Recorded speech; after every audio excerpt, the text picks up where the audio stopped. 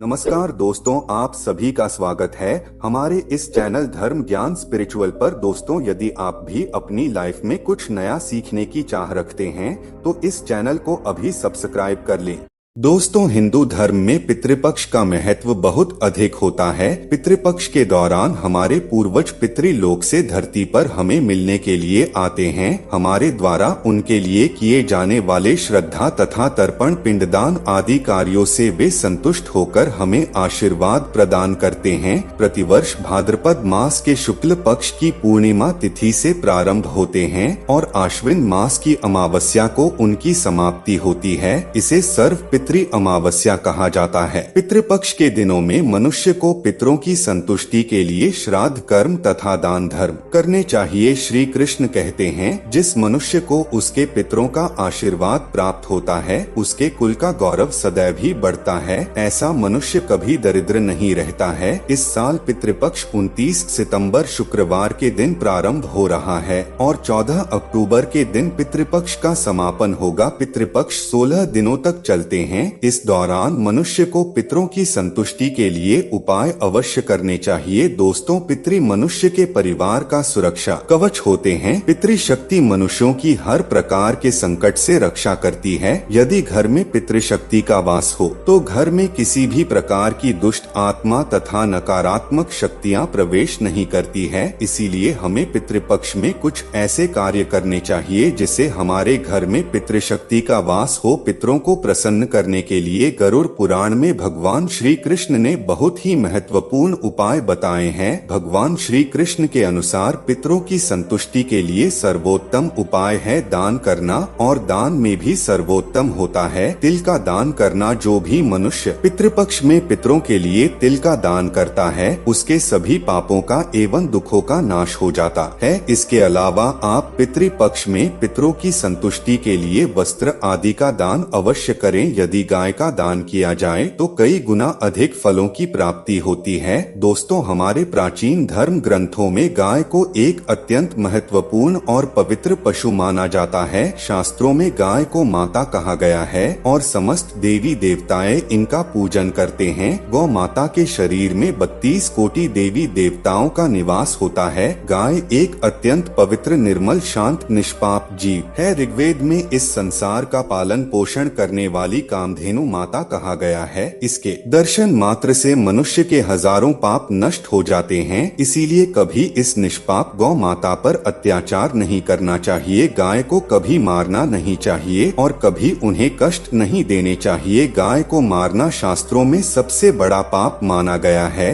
गाय को कभी मारना नहीं चाहिए और कभी उन्हें कष्ट नहीं देने चाहिए। गाय को मारना शास्त्रों में सबसे बड़ा पाप माना गया है। दोस्तों, भगवान श्री कृष्ण को गायों से विशेष लगाव था। उन्हें गौ माता बहुत अधिक प्रिय थी। श्री कृष्ण के अनुसार गायों की सेवा करना ही सर्वश्रेष्ठ धर्म है। इसे बड़ा पुण्य का कार्य संसार में दूसरा कोई नहीं। कलयुग की भविष्यवाणी करते हुए भगवान श्री कृष्ण कहते हैं कि कलयुग में जब धर्म का लोप हो जाएगा, जब मनुष्य गाय की सेवा नहीं करेंगे, मनुष्य केवल दूध के लिए ही गाय को पालेगा, दूध के लिए वह गाय को बहुत कष्ट देगा, जिसके परिणाम स्वरूप कलयुग में पाप और अधर्म उसके चरम पर होगा। कलयुग के अंत का लक्षण बताते हुए श्री कृष्ण कहते हैं, जब संसार से गाय समाप्त हो जाएंगे तब कलयुग का अंत होगा। जो मनुष्य कलयुग में भी गाय की निस्वार्थ भाव से सेवा करेगा वह सुख समृद्धि प्राप्त करेगा। जो स्त्री रसोई में बनी पहली रोटी गौ माता को खिलाएगी वह सदा सुहागन और सौभाग्यशाली रहेगी। जो लोग अपने घर में गाय से प्राप्त पंचगव्य को घर में रखेगा उसके घर में कभी दुख दरिद्रता नहीं आएगी। दोस्तों, हमारे धर्म के सभी शास्त्रों में गाय की सेवा को ही सर्वश्रेष्ठ माना गया है। जो व्यक्ति प्रतिदिन किसी न किसी तरह से गौ माता की सेवा करता है वह सबसे अधिक पुण्यवान बन जाता है। गांव में तो मनुष्य को गाय की सेवा करने का अवसर प्राप्त होता है, लेकिन शहरों में गाय के दर्शन आसानी से नहीं हो पाते हैं। इसीलिए मनुष्य को गौशाला में जाकर गाय की सेवा करनी चाहिए अथवा गौशाला के लिए दान धर्म धर्म करने चाहिए। इसके अलावा आप अपने घर में ही गौ माता की मूर्ति रखकर उनकी पूजा जरूर करें। इसे भी माता कामधेनु का आशीर्वाद प्राप्त होता है। शास्त्रों में गौ माता को माँ लक्ष्मी का रूप माना गया है, इसीलिए उनकी पूजा करने से दरिद्रता दूर होती है। प्राचीन काल से ही गौ माता की सेवा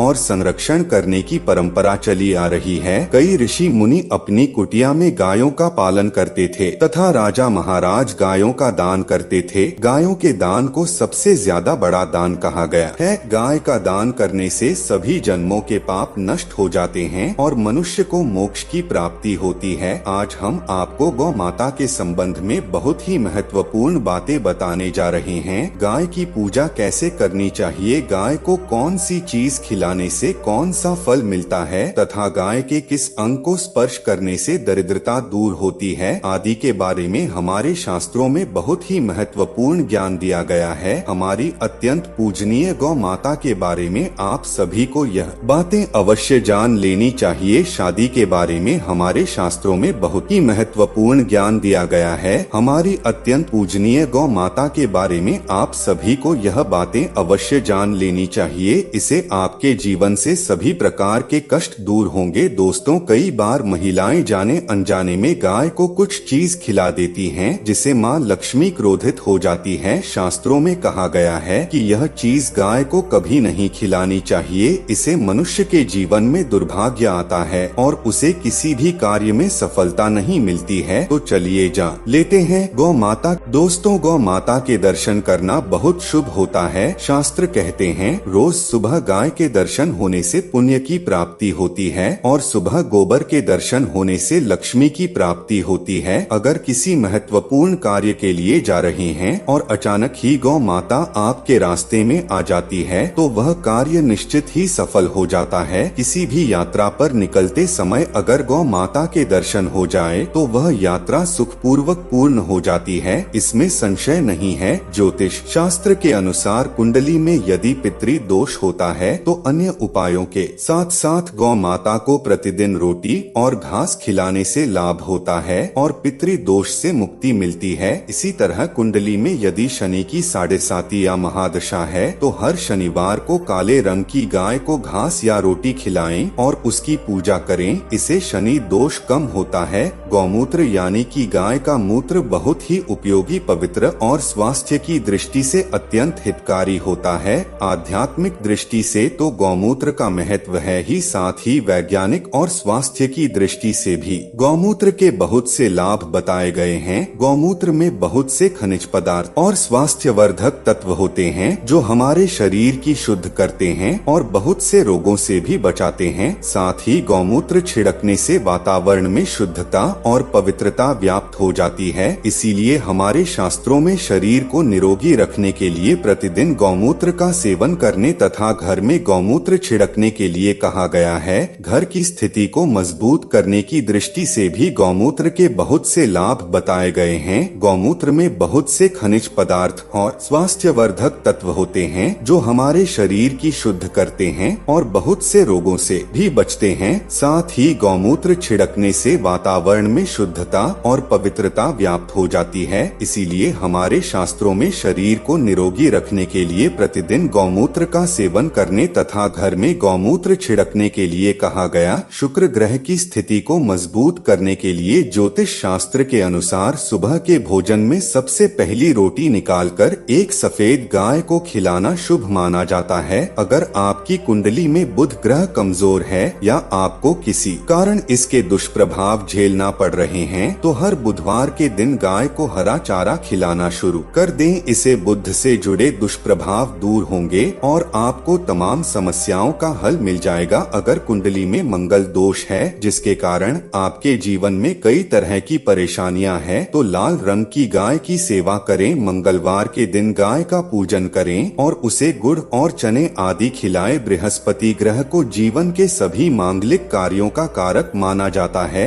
ऐसे में अगर किसी व्यक्ति के जीवन में विवाह आदि मांगलिक कार्यों में विघ्न निर्माण हो रहे हैं तो उन लोगों को कुंडली में बृहस्पति ग्रह की स्थिति को मजबूत करने के लिए रोटी पर गुड़ और चने रखकर गाय को खिला देना चाहिए। इससे आपको शुभ परिणाम प्राप्त होते हैं। अगर घर में अशांति है, लड़ाई झगड़े होते रहते हैं तो घर में सुख शांति बनाए रखने के लिए घर के अंदर गाय के गोबर से बने उपले को जलाना चाहिए और उसका धुआं संपूर्ण घर में फैलाना चाहिए। इससे घर की नकारात्मक ऊर्जा नष्ट होती है और सकारात्मक ऊर्जा में वृद्धि होती है। गाय के दूध, दही, घी, गोबर और गोमूत्र से बनने वाले मिश्रण को पंचगव्य कहते हैं। पंचगव्य को पाप नाशक कहा जाता है और हिंदुओं की एक धार्मिक विधि प्रायश्चित करने में इसका उपयोग किया जाता है। पंचगव्य को बनाने वाली सभी वस्तुएं अत्यंत उपयोगी होती हैं, जो स्वास्थ्य के लिए लाभदायक साथ ही औषधि गुणों से भी भरपूर है। दोस्तों, अगर आपके द्वार पर गौ माता आती है तो उसे बिना रोटी खिलाई जाने मत देना, नहीं तो आपको दुर्भाग्य का सामना करना पड़ेगा, क्योंकि जिसके द्वारा से गाय बिना कुछ प्राप्त किए लौट जाती है उसके घर से लक्ष्मी भी चली जाती है। प्रत्येक स्त्री को प्रतिदिन गाय के लिए एक रोटी बनाने चाहिए और प्रेम से गौ माता को खिलानी चाहिए। इसे गौ माता का आशीर्वाद प्राप्त होता है और माँ की इच्छाएं पूर्ण होती है। कुछ लोग गौ माता को बासी भोजन अथवा जूठन खिला देते हैं। इसे शास्त्रों में पाप माना गया है। आप किसी अन्य पशु को खिला सकते हैं, लेकिन गाय को कभी झूठ नहीं खिलाना चाहिए। भूख लगने के कारण गौ माता उसे अन्य को ग्रहण तो कर लेती है, लेकिन इसका पाप उसे व्यक्ति को लगता है जो गौ माता को ऐसा बासी भोजन खिला है। गाय एक शाकाहारी और पवित्र पशु है, इसीलिए गाय के भोजन में कभी मांस, अंडे आदि चीज नहीं डालनी चाहिए। ऐसा करने से महापाप लगता है। यदि आपकी कुंडली में चंद्र दोष है और जिसके कारण लगातार परेशानी उठानी पड़ रही है तो आप यह एक उपाय जरूर करें। आप रोटी पर सफेद मक्खन, नमक और घी लगाकर गौ माता को मिला दे। यदि शनि दोष है तो आटे में थोड़े काले तिल मिलाकर रोटी बनाकर गौ माता को खिला दे। इसे शनि दोष समाप्त होता है। मंगल दोष को दूर करने के लिए रोटी पर हल्दी लगाकर गाय को खिलाना चाहिए। अगर घर में धन की समस्या है तो गुरुवार के दिन गाय को केले का फल खिलाना चाहिए। इसे दरिद्रता दूर होती है। दोस्तों, गौ माता की पीठ पर एक उभरा हुआ कुबड़ होता है। उस कुबड़ में सूर्य केतु नाड़ी होती है। जब भी आपके द्वार पर गौ माता पधारे, आप इस कुबड़ को एक बार जरूर स्पर्श करें। इसे आपके जीवन से सभी दुखों का अंत होगा और धन संपत्ति की प्राप्ति होगी। शास्त्रों में कहा गया है, जो मनुष्य तन मन धन से गौ माता की सेवा करता है वह मृत्यु के बाद वैतरणी नदी को गौ माता की पूंछ पड़कर पार कर लेता है। उस व्यक्ति की अकाल मृत्यु नहीं होती है और उसे मोक्ष की प्राप्ति होती है। जिस व्यक्ति के भाग्य की रेखा सोई हुई है, अगर वह व्यक्ति अपनी हथेली पर गुड़ रखकर गौ माता से चटता है तो उसकी सोई हुई भाग्य रेखा खुल जाती है और उसका दुर्भाग्य सौभाग्य में परिवर्तित हो जाता है। तो दोस्तों, इस प्रकार से आप सभी गौ माता की सेवा जरूर करें। उम्मीद है आपको यह जानकारी अच्छी लगी होगी। वीडियो को लाइक जरूर करें और कमेंट में जय गौ माता और जय श्री कृष्णा जरूर लिखें। साथ ही चैनल को सब्सक्राइब करें। आप सभी का धन्यवाद।